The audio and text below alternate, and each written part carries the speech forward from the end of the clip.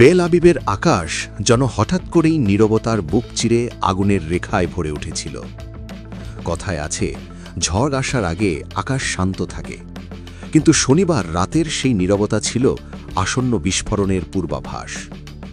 Iran থেকে ছুটে আসা একের পর এক ব্যালিস্টিক ক্ষেপণাস্ত্র মুহূর্তের মধ্যে ইসরায়েলের ব্যস্ততম আবাসিক এলাকাকে রণক্ষেত্রে পরিণত করে। বহুতল ভবনের গায়ে সরাসরি আঘাত, ৪১ নারী প্রাণ হারান, বহু মানুষ গুরুতর আহত। ধ্বংসস্তূপে ভেঙে পড়ে কংক্রিট, আর মানুষের চিৎকারে কেঁপে ওঠে শহর। উদ্ধারকারী সংস্থাগুলোর তথ্য অনুযায়ী অন্তত ২৭ জন আশঙ্কাজনক অবস্থায় হাসপাতালে ভর্তি। কয়েকজন শিশুর অবস্থা সংকটাপন্ন। চিকিৎসকরা বলছেন, শারীরিক আঘাতের পাশাপাশি কালেকটিভ ট্রমা বা সমষ্টিগত মানসিক আঘাত পুরো সমাজকে দীর্ঘমেয়াদে প্রভাবিত করতে পারে।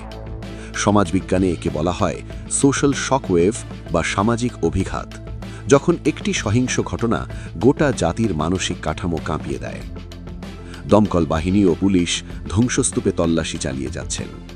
পুড়ে যাওয়া গাড়ি, ভাঙা জানালা আর ধোঁয়ায় ঢেকে থাকা স্কাইলাইন যেন বলছে, যুদ্ধ কেবল সীমান্তে সীমাবদ্ধ থাকে না, তা মানুষের ঘরে ঢুকে পড়ে। এই সংঘাতের সূত্রপাত আরও আগে। ইসরায়েল ও যুক্তরাষ্ট্র যৌথ সামরিক অভিযানে ইরানের ভেতরে একাধিক কৌশলগত স্থাপনায় হামলা চালায়। ইরানের সর্বোচ্চ নেতা আলী খামেনেই এবং উচ্চপদস্থ সামরিক কর্মকর্তাদের মৃত্যু নিয়ে গুজব ছড়িয়ে পড়তেই উত্তেজনা বিস্ফোরণে রূপ নেয়। ইসরায়েলি বিমান বাহিনী দাবি করে তারা ইরানের মিসাইল লঞ্চার ধ্বংস করেছে।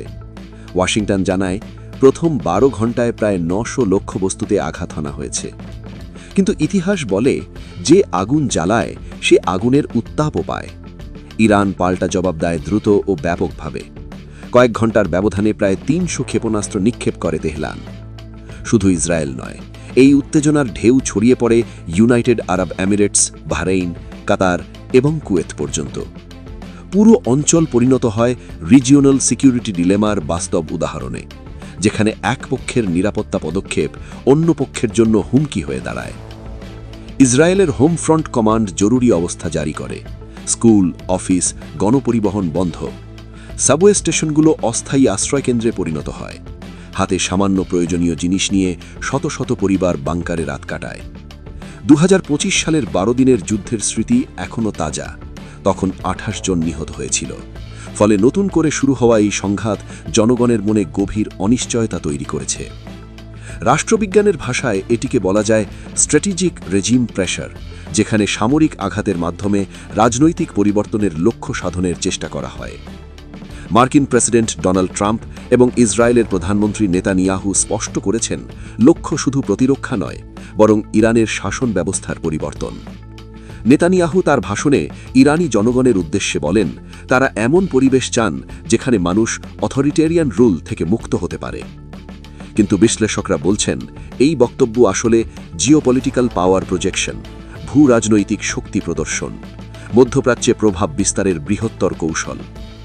অন্যদিকে ইরান এই পাল্টা আঘাতের মাধ্যমে দেখাতে চেয়েছে যে তাকে অবমূল্যায়ন করলে তার জবাব হবে বহুগুণ শক্তিশালী। মধ্যপ্রাচ্য এখন এক অনিশ্চিত সন্ধিক্ষণে। প্রশ্ন একটাই, এটি কি পূর্ণাঙ্গ আঞ্চলিক যুদ্ধে রূপ নেবে, নাকি কূটনীতির টেবিলে ফিরে আসবে পক্ষগুলো? সময় তার উত্তর দেবে।